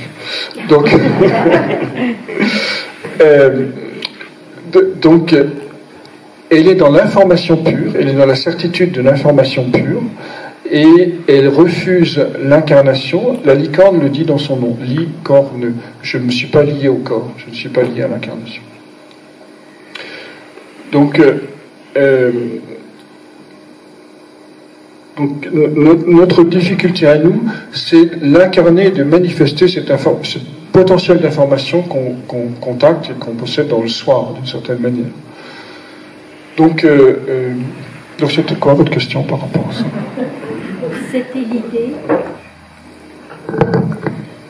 C'était l'idée qu'en tant que manifestation de la totalité, en tant qu'être humain, nous venions d'un plan qu'on pourrait dire originel dans le sens peuple premier. On baignait dans la manifestation de Dieu, on peut dire ça comme ça, et qu'il y avait cette incarnation après dans la matière. Et à partir de là, j'ai beaucoup bien ressenti les analogies que vous faisiez par rapport au vivant, et que en tant qu'être humain, on fait partie du vivant, et que si l'information est contenue dans tout ce qui nous entoure, elle est contenue en nous-mêmes. Et s'il y a un retour, il y a sûrement un processus pour retourner vers cette information. Parce que, comme le disait, je crois, Pascal hier, avec ces trois phases, dont la dissolution de quelque chose qui ne fait pas partie du processus. Oui. Alors, du devenir, de l'homme nouveau dont vous parlez. Absolument. Alors, pour utiliser un langage alchimique, tout ce processus d'incarnation, au fond de matérialisme progressif qui s'est imposé à notre civilisation, c'est du coagulat. Le coagulat, c'est la cristallisation, c'est la densification progressive des différents corps. Plus on a d'expérience, je vais le formuler comme ça, plus on a d'expérience, plus on a d'histoire, plus on se densifie et plus on arrive à avoir des certitudes. Ça, c'est le problème, parce que quand on a des certitudes, on se cristallise et on meurt. Donc le processus du retour, c'est l'inverse, c'est le solve. Le solve, en langage psychologique, ça s'appelle le lâcher-prise. La dissolution des mémoires. Donc dissolution de tous nos nœuds physiques, émotionnels, mentaux, c'est-à-dire de tous nos espaces de souffrance, retrouver la souplesse du corps, dissoudre nos espaces, nos mémoires de souffrance sur le plan émotionnel, et dissoudre nos représentations, nos systèmes de croyances, dissoudre nos savoirs. Et c'est lorsque ce processus de solve commence à œuvrer que la sensibilité retrouvée permet le contact avec l'archétype et le retour à la source. Alors, je suis obligé de le faire rapidement ici. Mais effectivement, cette notion de solve est une autre clé pour faire le passage. Y a-t-il une autre question? Plusieurs.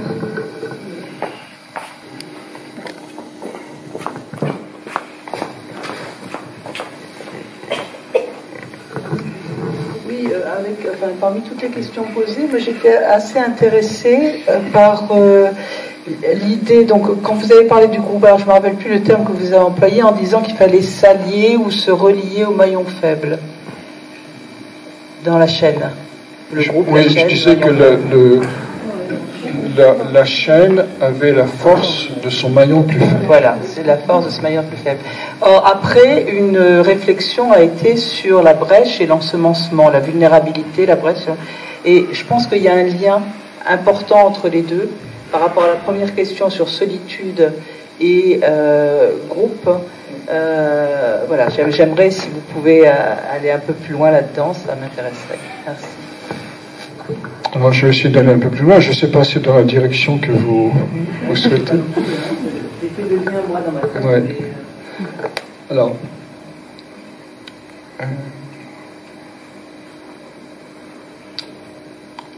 l'espace le plus faible est un espace de faille. Or, la faille, c'est ce qui permet justement de faire passer la lumière. Donc, quand je disais la chaîne a la force de son maillon plus faible, c'est vrai en conscience de groupe, mais on peut aussi considérer que la faiblesse est l'espace par où le futur va se révéler. C'est-à-dire, vous savez, un vase qui est fêlé, il peut au moins transmettre la lumière, alors que les vases qui ne sont pas fêlés, ils accomplissent juste leur fonction normale de vase. Donc, pour le formuler encore autrement, on pourrait dire que les gens qui sont psychotiques ou qui ont des problèmes de folie, entre guillemets, pour faire simple, dans la société, ce ne sont pas les gens nécessairement... enfin, un monde normal de maillon fort peut considérer que le maillon est faible, et donc la société peut se sentir fragilité par ces anormalités. Mais au fond, on peut aussi considérer que celles-ci sont des signaux d'alerte qui disent que quelque chose ne fonctionne plus dans le groupe. Autrement dit, c'est toute la thématique du bouc émissaire, par exemple. On peut dire, considérer que les personnes les plus fragiles sont les personnes les plus sensibles au fait que la collectivité ne répond plus aux besoins du temps, c'est-à-dire ne soit plus en phase avec l'histoire, c'est-à-dire avec le présent ici. Et donc plus il y aura, c'est Maffesoli qui dit ça très justement, c'est-à-dire pourquoi il y a des révolutions en ce moment? Simplement parce que la manière dont pensent les élites, entre guillemets, ne correspond, c'est-à-dire le summum du vieux monde, hein, les élites, c'est jamais que le summum du vieux monde, ne correspond pas à ce que sent confusément la population par rapport aux besoins des temps nouveaux. Donc du coup, il y a un décalage entre ce qui est pensé en haut et le besoin confusément ressenti en bas. Et c'est ça qui fait des frictions et des révolutions.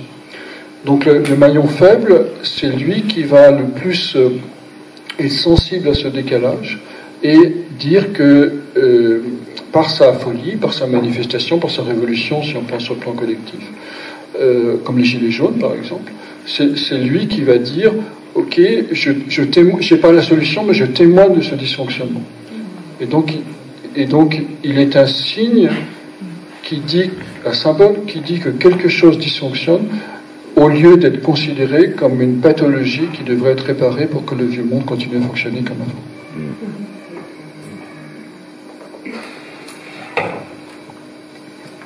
Quelqu'un d'autre?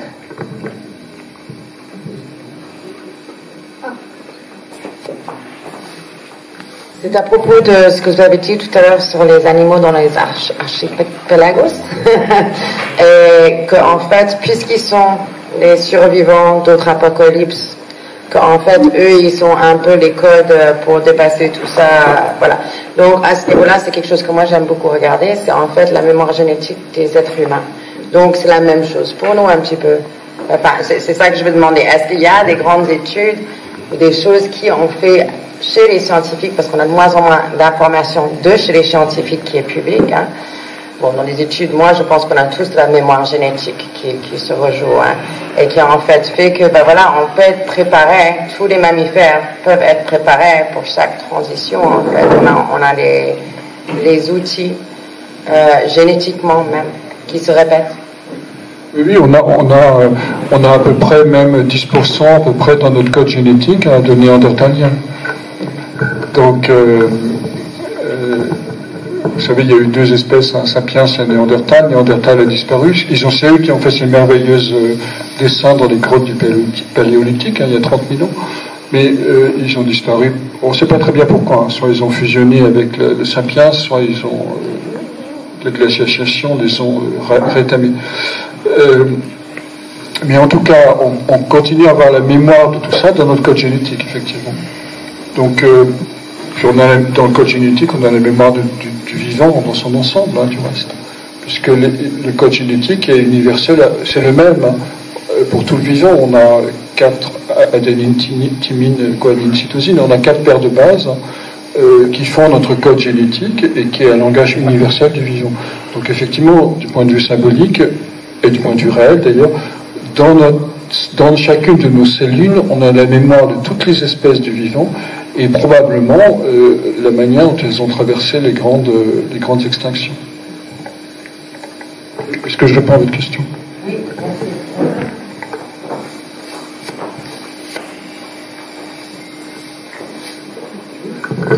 Parce qu'en fait, je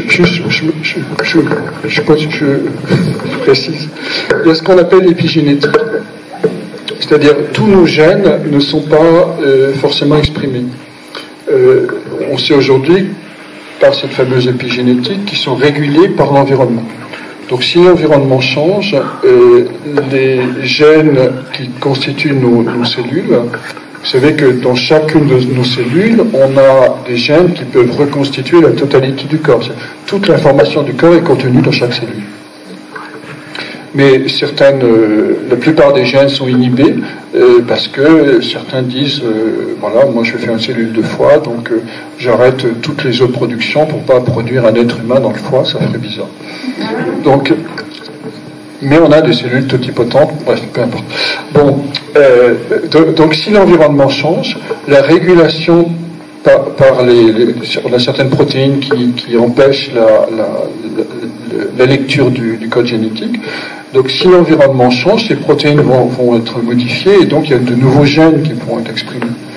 Donc tout ça pour dire quoi? Que c'est le signal de l'environnement qui va nous permettre de retrouver des capacités biologiques qui sont perdues pour nous adapter et utiliser cette mémoire ancestrale qui est dans nos gènes d'adaptation du vivant au monde.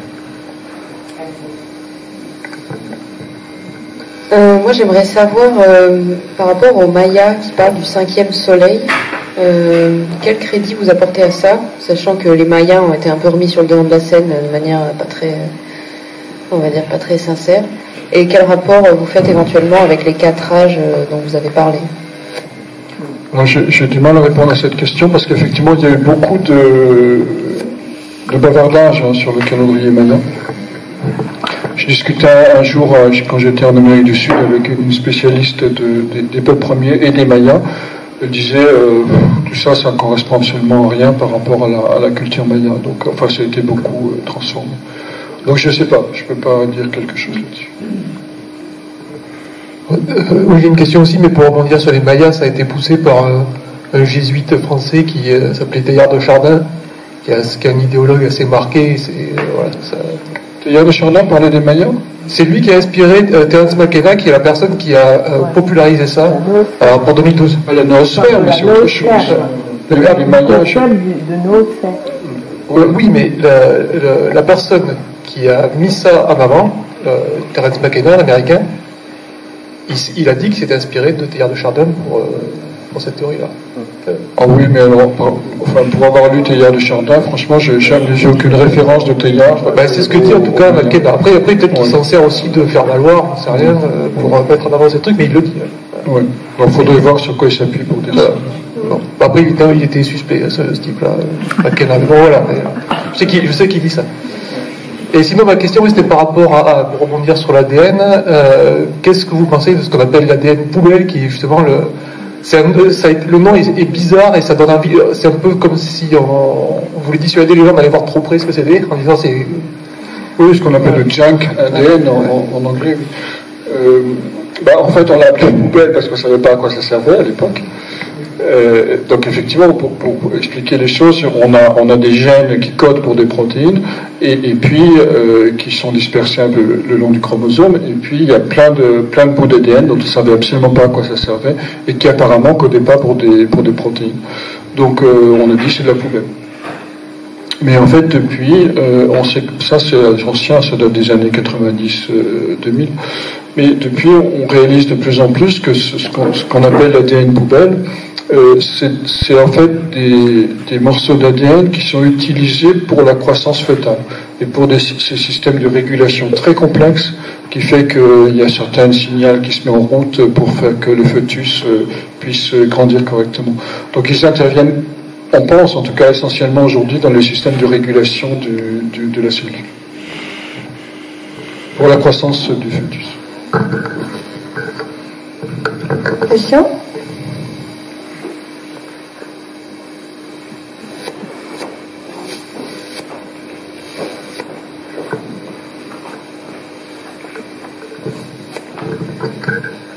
Bonjour, merci beaucoup pour ce brillant exposé.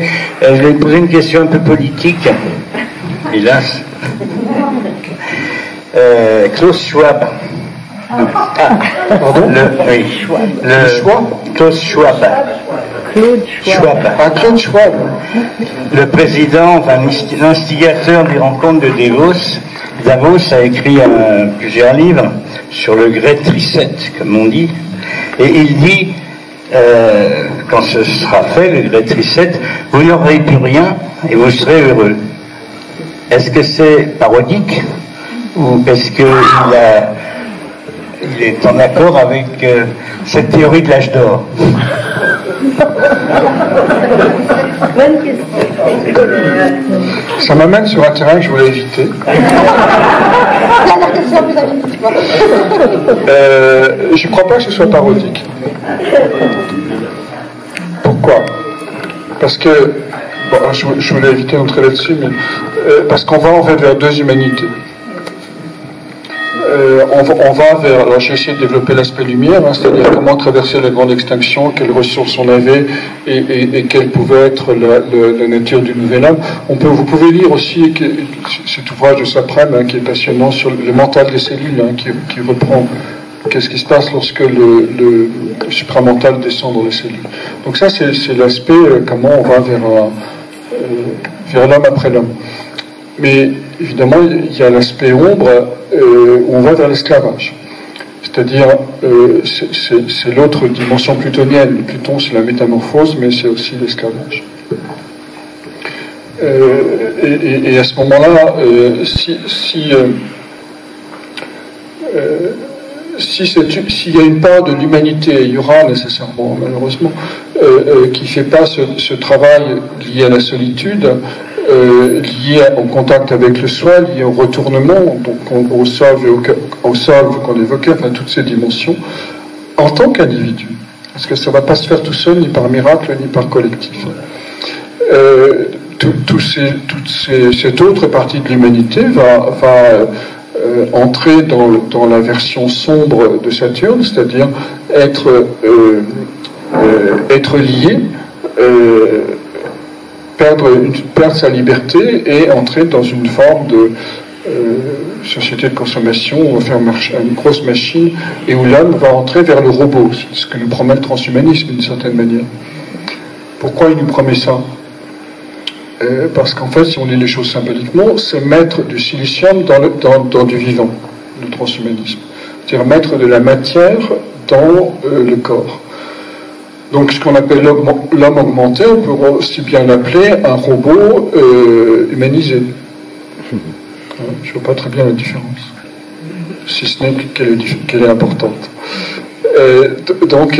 Et pour reprendre ce que disait Edgar Morin, le transhumanisme est en fait un sous-humanisme, puisque c'est en fait nier ce que l'être humain de plus essentiel, c'est-à-dire son essence ou sa dimension subtile ou sa part d'invisible, ou sa part de mystère. Donc oui, il y aura de ce point de vue une grande partie de l'humanité qui va rentrer dans l'esclavage, pour le dire comme ça. Et l'esclavage n'est pas nouveau, hein, c'est une longue histoire qui date des Romains et encore de bien avant. Et une partie de l'humanité qui va aller vers une nouvelle humanité, justement. Donc c'est un combat entre l'ombre et la lumière. Je ne sais pas si je réponds à ta question. Un petit peu. Tu peux préciser ta question ?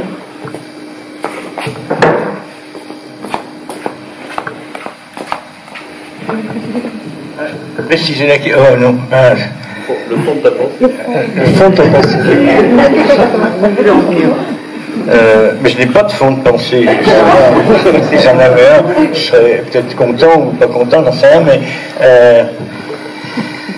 ça interpelle quand même. Vous n'aurez plus rien, donc on va être pauvre, on va être comme des esclaves qui ne possèdent rien, et vous serez heureux. Est-ce que les esclaves, ils sont heureux? Mais tu sais, Non, mais lorsqu'on n'a plus de choix, on n'a plus de dilemme, et c'est ça le bonheur selon Schwab. C'est-à-dire, on sera heureux parce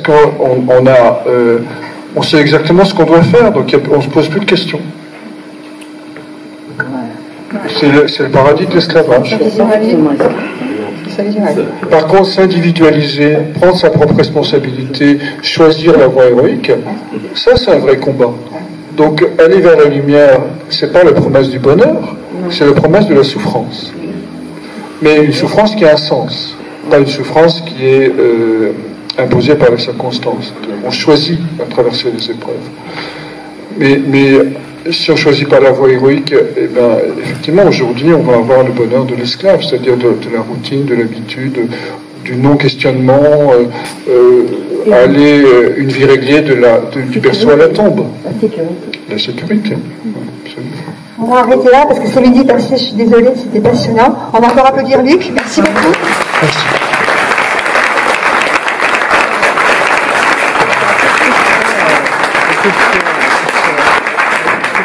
On se retrouve à 14h et bon appétit à tous.